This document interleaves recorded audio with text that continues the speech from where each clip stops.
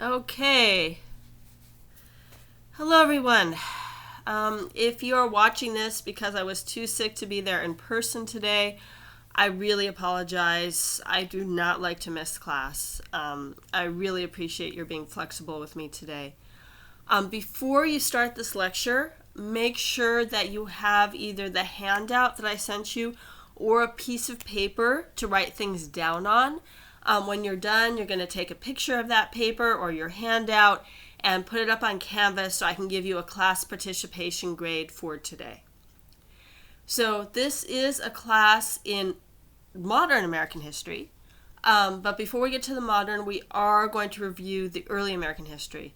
And actually today we're more going to focus on before the Civil War, but we're going to do a little bit into the Civil War and after. And then next week we are going to focus on the Civil War and after the Civil War, a period called Reconstruction.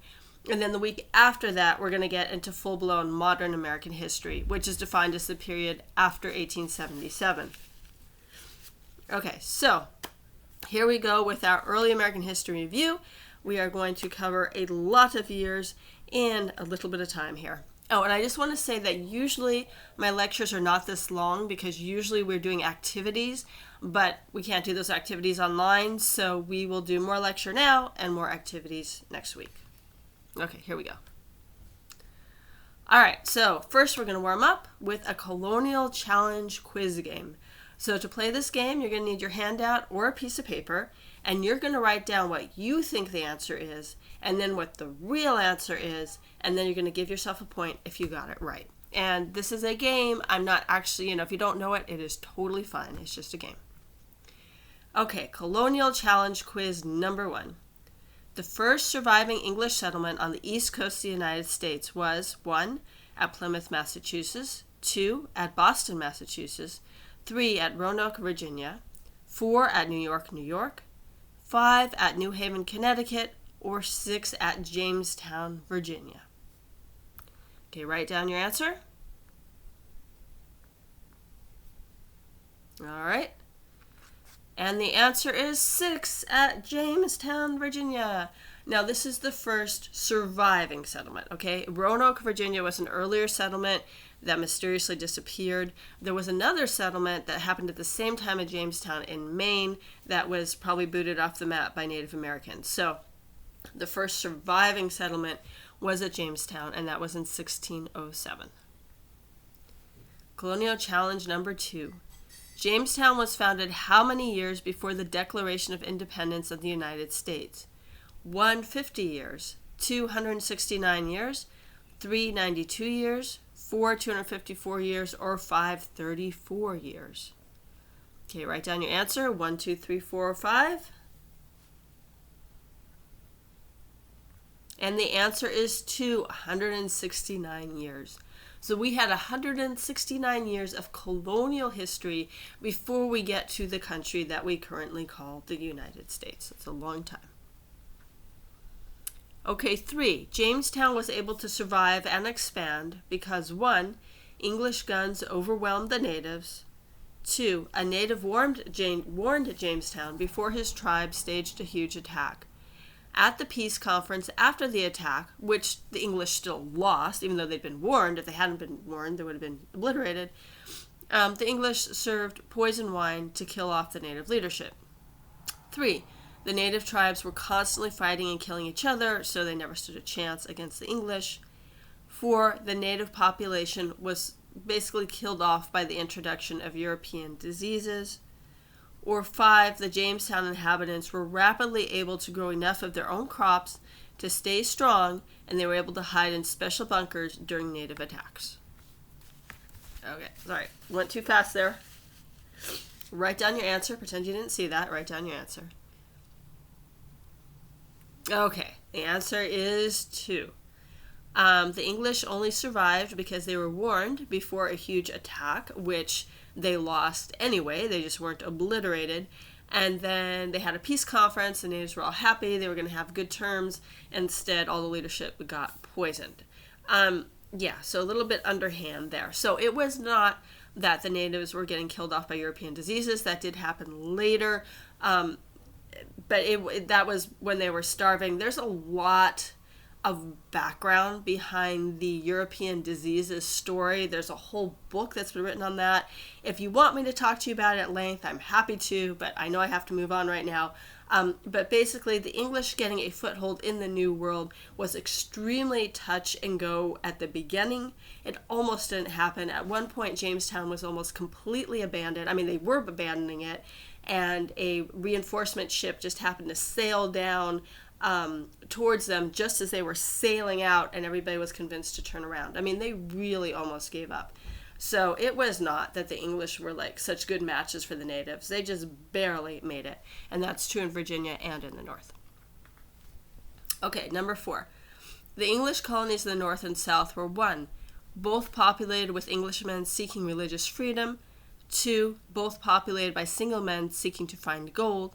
3, very different from the beginning, with the North focused on religion and family, and the South focused on making money. Economic and cultural disputes would last between the two regions for hundreds of years.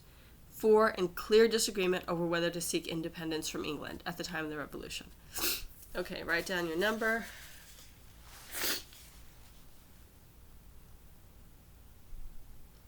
Okay, and 3. Very different from the beginning. The North populated by people seeking religious freedom. The South populated by people seeking gold. And the North focused on religion and family. The economic and cultural disputes would last for hundreds of years until the end of the Civil War and even past that. Okay, game over. Tally up your points. Give yourself a pat on the back for playing, no matter how you did. I know some people have taken early U.S. and some people haven't, so thank you everybody for playing. Okay, so I want to say even though the North and the South of the colonies of the U.S. were in disagreement about many things, they were in agreement from the beginning that they wanted more land. So wanting more land was a big theme in the United States for a long time, hundreds of years after the founding of the country. This desire for more land led them to argue with the French for control of the Ohio River Valley. And the first English foray into the land, into the Ohio River Valley, was led by a young George Washington in 1754. So I should have said what I'm getting into now is I'm kind of leaving colonial times behind. I'm getting into the founding of the United States. I have this thing at the bottom that he's going to be president. He has to have something to do with Ohio. I'm sorry I accidentally left that there. That was from the original lecture I was going to give in person. It doesn't really make sense without our activity, but we'll just leave that for now. Okay. So young Washington, very young, was not supposed to start a war against the French in 1754. But things got bungled up. Long story. Again, if you want me to tell later, I'd be happy to. Anyhow, long story. And a war started. This is called the French and Indian War because the English were fighting the French and the Native Americans, so that's what it came down to us as. It was fought for 9 years. In the end of the war, the English had Ohio and Canada, by the way. And when the 13 original colonies became an independent country of the United States, they were able to grab Ohio, which includes more than the state of Ohio right now. It was a big area. But the United States, as you know, has never been able to grab Canada. This was not for lack of trying. I'm not just talking about the current president talking about Canada. The United States has tried to get Canada multiple times, starting in the Revolutionary War. This has not been successful, but they did get Ohio. This became an important part of our history. Okay, so, but in addition to getting Ohio River Valley, the French and Indian War was critical to the foundation of the United States for several reasons. First, we had a bunch of disparate colonies, not one united country. And fighting the war together helped the colonists in the different colonies have a sense of unity with each other. Second, fighting the war gave the colonists military experience. George Washington did not do so great at first, but he ultimately learned how to fight and be a general in this war. Third, and importantly, as a wartime exigency, that means something that was necessary for wartime, the British allowed the colonists to use paper money rather than silver. Okay, so that means that the colonists could have a lot more money in circulation than they had before. The British also bought lots of supplies from the colonists. The purchase of supplies and the paper money led to a booming economy. The merchants, the colonial merchants, were really into this. They would buy a lot of stuff on credit from England because they were doing such good sales in the United States, or not United States, sorry, in the colonies for all this military activity. So wars usually come with increased demand for goods, and the merchants were just like really excited and were doing a lot of stuff on credit. Okay. So the merchants were doing great. They were buying on credit. They were selling good in this country. When you print a lot of money, what does that do to prices? Leads to inflation. So the prices are going up. That means the merchants are making more money. They're doing great. But how about the bankers who lend the money?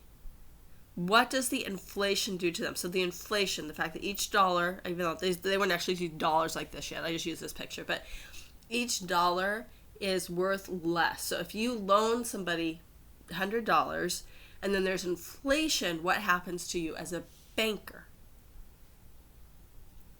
Right, you can write stuff down. And if I'm going too fast, you can always pause this, obviously, to write stuff down. Okay, so the bankers, they're loaning money, but that money is going down in value because of the inflation. So they're getting the same money back, but it's worth less. So people who loan money really don't like inflation. So after the war is over, this used to happen over and over again in history until we finally went off the gold and silver standard. But after the war was over, the paper money is pulled out of circulation so that the bankers can get a better return on their loans. Okay? And so people have to pay in silver again, but there's not much silver. So everybody's hurting for silver. Everybody's hurting for money. You remember all those merchants that were buying all that stuff on credit? All of a sudden they have to pay for that stuff in silver that they don't have. And England itself, the government, is hurting for money because they also had debts that they had during the war, they made during the war, and they can't pay it, and they have to pay in silver now because everybody's paying in silver. And so they impose, in addition to the fact that the colonial merchants are in debt, they're getting taxed by England, and they have to pay these taxes in silver. So if you guys are familiar with things like the Stamp Act and the Sugar Act, these are different taxes, right? Taxation without representation was a big deal because nobody had the silver to pay it. Okay, so these colonial merchants, they're in debt, and at this point, they go from riches to ruin. Okay, so they're in big trouble. Okay, so as this discontent simmers, people, are having a lot of trouble. This guy, Thomas Paine, who was born in England, he writes something called Common Sense. And this is an eloquent pamphlet that argues for the end of monarchical, that means kings controlling America. And this is based on this time we're in the Enlightenment. I didn't put that on the slide, but it's important to know that the Enlightenment is going on in Europe and the Americas. And that's people thinking about things like human rights and fair government and not government, not dictatorship government, not king government, government for and by the people, right? So people are thinking about these things, but they're under the control of a king. And Thomas Paine writes this pamphlet, Common Sense, saying this doesn't make any sense for us to be under the control of a king. We need our own republican government. And so he prints this, and it's an absolute sensation. Everybody loves reading this. So the result of this economic trouble plus this pamphlet Common Sense is that the colonists, of course, revolt against England, and they declare their independence from England. Okay, so the United States does this, and they successfully become independent, and now they have to form their own government. So they have all this nice writing from the people of the Enlightenment that includes separation of powers and the rights of all men to be created equal, but now they actually have to do it. So what government did they initially form, and how successful was it? Okay, again, you can pause me if you need some more time to write that down. Okay. So the first government that they put together was called the Articles of Confederation. And this was a failed government because it basically allowed very little power to the central government. They were getting away from a king, and they were like, anti-king, anti-king, right? So all of the power went to the individual states, almost all of it. Very little federal power. They can't really tax, they can't really raise an army, can't really control imports. So it was very weak, and it really didn't work. Now, this is totally not surprising that the first thing we did not work, because if you look at the history of revolutions, and I went over this with my modern world history students last year, but basically almost every time you have a revolution, almost every time, the government that follows it fails, because there are people who are good at fighting wars and have good ideals, but it's really hard to actually run a successful government, especially if you just booted out everybody who was doing it, right? So, who was running the government. So, yeah, we had this failed Articles of Confederation, and we tend to want to forget about it. For example, John Hanson was the actual first president in the United States under the Articles of Confederation, and he was followed by 9 other presidents before George Washington, who was the first president under the Constitution. But nobody knows that John Hanson is actually the first president, right? We don't like to think about the Articles of Confederation very much. Okay, so just 3 years after the revolution, we're living under the Articles of Confederation, and the U.S. has its first internal revolt. So the first revolt against a new American government, in this case against the state government of the state of Massachusetts. And this is called Shays' Rebellion. Now, ironically, the cause of Shays' Rebellion was the same as the cause of the Revolutionary War, pretty much. So after the revolution, the state of Massachusetts, which had been printing paper money during the Revolutionary War because they needed to buy things, they acted just like England had, and like, oh no, our bankers need their money.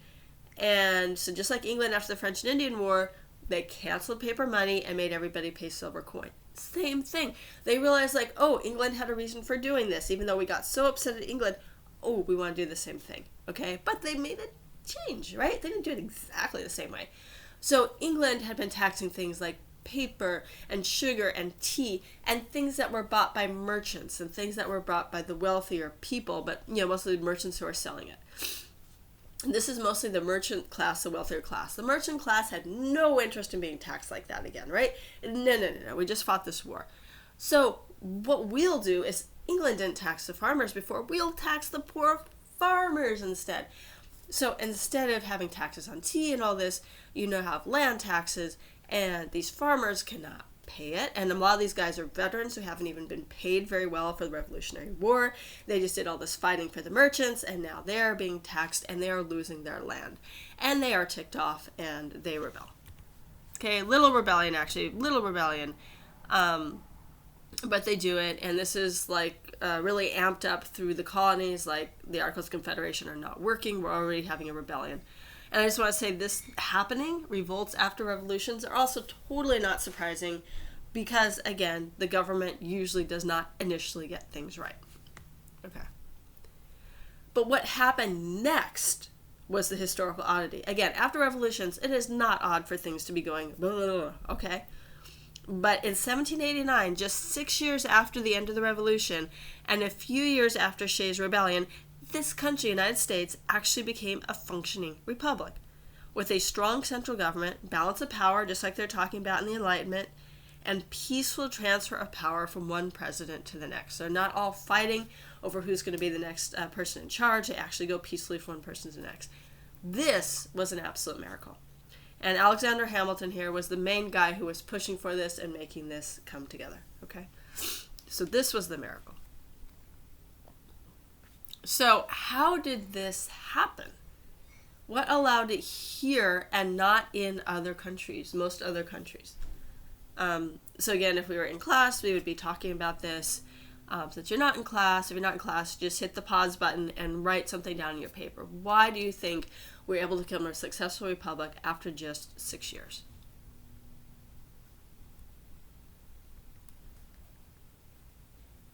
Okay, let's say, you unpause it now. It wasn't a complete success.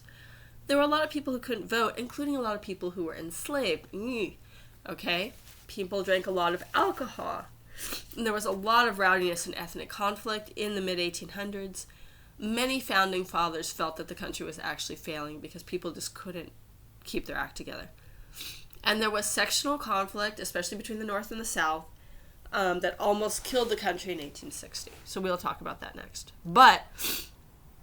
So it wasn't a complete success, but still, it was pretty amazing that we had this peaceful transfer of power, that we had a republic. Now, I want to stop here to talk about why I'm saying republic rather than democracy. A democracy is a system in which people vote directly. So everybody here, we'd have like a bill up and everybody would vote on it. That is a democracy. What we call democracy today isn't quite that, but maybe everybody having a vote. At this time, of course, a lot of people were enslaved. Women couldn't vote. You had to have property to vote. A lot of people could not vote. On top of that, even the people who could vote did not do things like vote for senators directly. Those were chosen by state legislatures. They did not vote for president directly. That was chosen by political conventions until quite late, actually, into the 1900s. So most of it there was a representational aspect, but most of the voting was done indirectly. Like you choose your state legislatures and your congressmen, and everything else goes from there. So that's a republic where it's not really everything coming directly from the people. And they thought that this was important at this period in time because they believed that a democracy, if everybody is voting directly, that the correct decisions would not be made, that you needed educated people to make the decisions in a republic, kind of upper class educated people. Okay, and now I want to talk about my opinions for why we did get a functioning republic just 6 years after Revolution, which may not be correct. This is just my opinion. One of my opinions is because we had these 13 separate colonies, each of which did want independence, and they couldn't be as independent as they were under the Articles of Confederation. But they still were very jealous. They still wanted a degree of independence. So I think that really helped prevent a dictator from coming in charge, which often happens after revolutions. And then I think the other thing that was important is even though they'd kicked England off the governing board, there had been state governing bodies before, and a lot of those people were still involved in government. So there were people who had government experience. It wasn't like all the governors were royal governors who were then pulled back out. There were local people with government experience. So I think those things, in my personal opinion, that really helped. And then Alexander Hamilton was incredible, as were many, of the founding fathers. Very well studied in the Enlightenment, thinking the fact the Enlightenment was going on. They were able to study that. But of course, that was also true in things like the French Revolution and revolutions in South America. They were also influenced by the Enlightenment, yet they ended up with dictatorships. So, I don't know, but it's just some opinions on why we succeeded here. Okay. So that was going to be the end of the first lecture. So we're going to segue into part of the second lecture now, because again, we're going to have more activities next time. So we're going to take a little break here as we segue into the second lecture, and we're going to do a quick timeline game just to kind of everybody know what years we're talking about. Okay, so again, get your paper or your handout. Okay, challenge number 1. In which year, a timeline challenge, in which year was the colony of Jamestown founded? 1, 1607, 2, 1792, 3, 1721, 4, 1550, 5, 1693. Okay, so pause this for however long you need to write down your answer. Okay, 1607, which I had mentioned in passing, but I didn't write down before. And just to give yourself a sense of time. Okay. When did the French and Indian War start?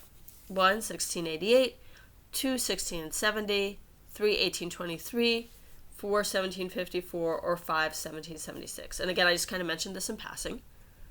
You go ahead and write down your answer. And pause this if you need to. All right, 1754. All right, challenge number 3. When was the Declaration of Independence signed? 1, 1688, 2, 1776, 3, 1901, 4, 4, 1876, 5, 1590. Okay, write down your answer. And the answer is 1776. Okay, number 4, challenge number 4. When was the importation of slaves banned in the United States? In other words, when could they no longer take new slaves from Africa? When did that kidnapping stop? 1, 1776, 2, 1752, 3, 1910, 4, 1865, or 5, 1808. Okay, write down your answer. All right, the answer is 1808. So in the Constitution, they said that from 1808 on, it was okay to pass law that the importation of new slaves from Africa could be banned. People realized that this was a really crappy practice, kidnapping people from Africa, even if they weren't ready to get rid of slavery yet. The Virginians, who were very important in writing the Constitution, also knew that they could make money from selling slaves down south, because Virginia was a good place for breeding slaves. I know that sounds terrible, talking about human beings, but that was part of their calculus at that time. So anyway, in 1808, slavery was banned, and we'll get more into that. Okay, challenge number 5. When did South Carolina secede from the Union? This is the beginning of the Civil War. 1, 1860, 2, 1792, 3, 1838, 4, 1865, or 5, 1901. You write down your answer. And it is 1860, the year of the election of Abraham Lincoln. Okay, so we're getting into the Civil War now. What were the key issues that divided the country between North and South before the Civil War? Okay, so write it down in your handout. And pause if you need to. Okay, so some issues were tariffs, slavery, culture, and railroads. So tariffs, of course, is the amount of money that you tax imports if something's being imported into the country. In the North, people were manufacturing things, so they wanted high tariffs so that people would buy things that were manufactured in America versus buying from overseas. In the South, they were selling cotton, and they were buying, they were trading with the English. They sell their cotton and they buy the manufactured goods. So high tariffs was bad for the South because they wanted to be able to trade with the English. It's also bad when they're trying to buy stuff from the North because the prices are up. 2, slavery, obviously, we'll get more into that. It wasn't how that divided the country. 3, cultures, a very different culture in the South, different people who went there. Again, the North is more religious reasons. People immigrated. The South, there's more people getting money, but it was more than that, too. There were more Scottish people who went to the South and kind of made a very Scottish culture, more English and Irish going to the North. So there were a lot of cultural differences. And then railroads. So by the time of the Civil War, a lot of railroads were being built. It was clear there was going to be a transcontinental railroad, so railroad going across the whole country. And where that railroad stopped was going to be very important for the economy of the places where it stopped. If the railroad stopped in your town or didn't, that was going to be very, very important for your ability to trade and make money. So the South wanted it through the South, the North wanted it through the North, and there was an impasse on where to place this railroad. Okay. So, but before the railroads, 1832, the first big rift between the North and the South was actually over the tariffs. And this is known as the nullification crisis.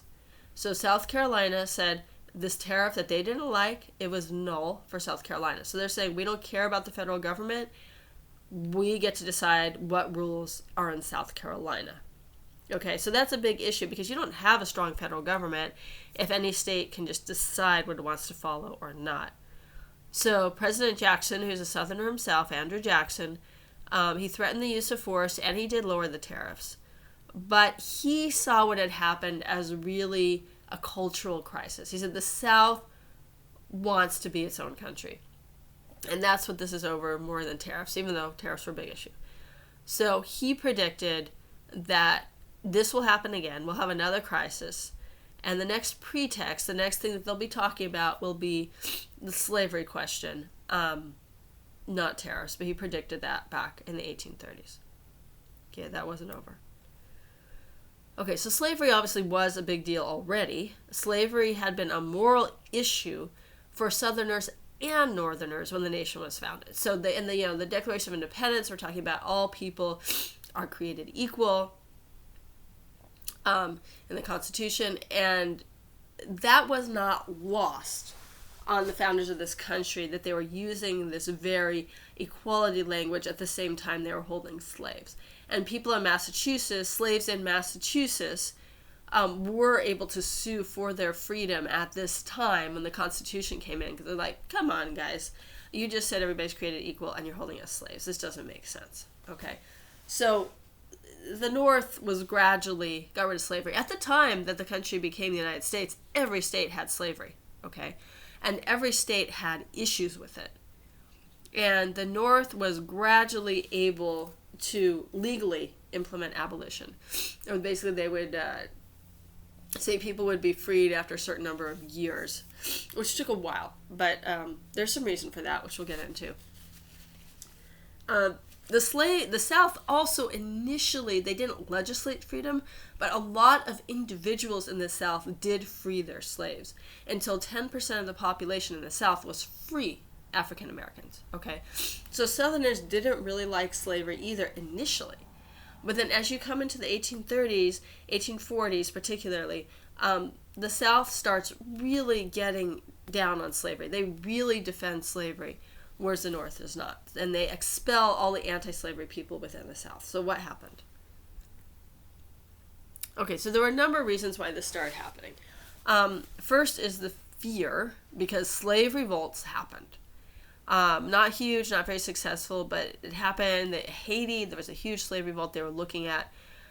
So they realized that the free black population, remember by free, so many people freeing their slaves, was getting to be really big, and that free blacks were able to help slaves revolt because they had more access to money and materials and freedom, right? So people became very afraid of these free black communities, and they wanted people to stop freeing their slaves.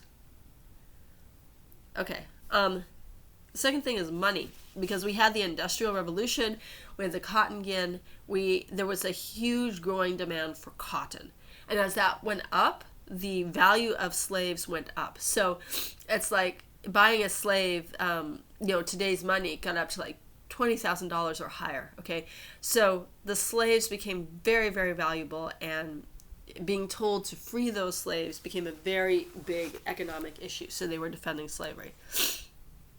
Finally, territory. The Mexican-American War added a lot of new land to the West in the 1840s. The Southerners wanted to be able to move into those lands and farm them with their slaves. Again, they're very expensive human property, okay? So they wanted slavery to be protected in the new territories. Now, the Northerners were most opposed to slavery in the Western territories. And this was, they had moral opposition to slavery, but the biggest reason for this is because if you have slaves working land in the West, and you're a white farmer, a little farmer from the North, and you want to move to the West, and you want to farm, there is no way you can compete against slave labor. Right? This was actually a big issue for whites in the South, that they were worse off than poor whites in the South were worse off than the slaves, because they couldn't get jobs or farm, because the slave labor undercut them, right? So usually the poor whites in the South were begging and trading with slaves, and they actually benefited probably the most from the Civil War. But anyway, the whites in the North did not want slavery moving into the West, which is basically going to block them out. Okay, so most people in the North before the Civil War would say, if they want slavery in the South, it's not great, but okay. But we can't have slavery in the West. And Abraham Lincoln, when he first ran in 1860, he said, I'm not going to touch slavery in the South. I'm just against it spreading to the West. Okay, so Abraham Lincoln is elected on this platform, and actually on a tariff platform. And actually, ironically, what made the difference in Pennsylvania, what made the margin of his election, because it was a very close election, was his promise of higher tariffs to Pennsylvania, who needed it. Okay, this is North. So he was, a lot of the election was on tariffs, but he had a clear no spread of slavery platform. he had a very narrow win without any southern states voting for him. So the South had lost political control of the country. They're now in the minority because there's been such a huge population growth in the North. So South Carolina wants none of this. They leave, and the other states follow, some reluctantly, some only after violence breaks out and they want to support their southern brethren. Okay. So very bloody war follows. Nobody was anticipating it would be so awful. It was really awful. By the end of the war, the slaves were freed, but 1 in 4 of them had died in the process. The South was totally wrecked, would not really fully recover, remains an impoverished part of the country. About 2% of the total population of the entire country died in the war. Okay, so interestingly, most Western countries ended slavery in the 1800s. We weren't the only country to do that. Most countries did not see the need to do a huge bloody civil war over it. Most countries did it gradually and by paying the slaveholders. They say, okay, we're going to pay you for your slave, and then you free the slave in like 5 years or something, so you have a transition period. This is called compensated emancipation. This is what England did. Was done all over. Abraham Lincoln was totally willing to do this rather than going to war. He actually did it in Washington, D.C., because once the war was in progress, he didn't think slavery in Washington, D.C. was a great thing. And if this had been done over the whole country, that would have been a lot cheaper than the Civil War. A lot less people dead, obviously. But at the time, there was no political will for it because the Northerners weren't really against slavery. They were against this slavery in the West. So instead of being compensated, there was a rapid, violent freeing of the slaves during the Civil War. Well, 4 or 5 year struggle, right? And then there was this very rapid freedom, together with the utter destruction of the South, actually made it really hard for the former slaves, a lot of them, to get a good foothold. And Northerners tried to help them. The Republican Party of Lincoln, after Lincoln's assassination, they tried to help the blacks in the North, the South African Americans in the South, gain human rights in the period of Reconstruction. So we will get into that more next week. Okay. So now I'm going to transition into the takeaway points. I do this at the end of every lecture, and the takeaway points are what you're going to be tested on. So I do a wake-up quiz at the beginning of each class that are based on the takeaway points from the previous class, and then every 4 weeks we do a test that's based on 4 weeks worth of takeaway points. This is the only thing that's tested on is the takeaway points. So I make it really clear for you what's tested on. If you are doing the homework light option of this course, you still need to study these for the in-class quizzes, but you do not have to do the 4-week test. Everybody else, keep these safe for the 4-week test, and they will also be posted on campus. Okay, so these are fill in the blank. So on your handout, the bold here is fill in the blank. Or again, you can write it on your own sheet. And this is just for the pre-Civil War part of the lecture, because that was going to be the first lecture for the class. So we'll do takeaway points for the Civil War stuff next week. All right, so takeaway points part 1. Significant movement towards the United States becoming an independent country started with the French and Indian War in the mid-1700s. The war resulted in colonial unity, colonial military training, and an economic boom and bust due in large part to monetary policy. By monetary policy, I mean the fact that they printed paper money and then they pulled the paper money back out of circulation, so everybody was left hurting for money and in very bad shape for paying taxes and surviving as merchants. Okay, so I'm going to keep moving here, but obviously you can pause this at home if you need to. Okay. Colonial merchants and professionals were left in severe economic straits due to the bust and taxes imposed by England. As open conflict simmered between Americans and the English, the pamphlet Common Sense, written by Thomas Paine, convinced many to overthrow English control and declare an independent country. So again, pause this if you need more time. The first government of the independent United States was the Articles of Confederation, which allowed for a very weak central government. After missteps and revolt, the Constitution was written, creating a strong republic with peaceful transfer of power, which was very remarkable. And again, the takeaway points for the rest of the lecture we will do next week. Okay, thank you everybody so much. Thank you again for putting up with this online class, and I really hope I see everybody in person next week. Thanks so much. Bye-bye.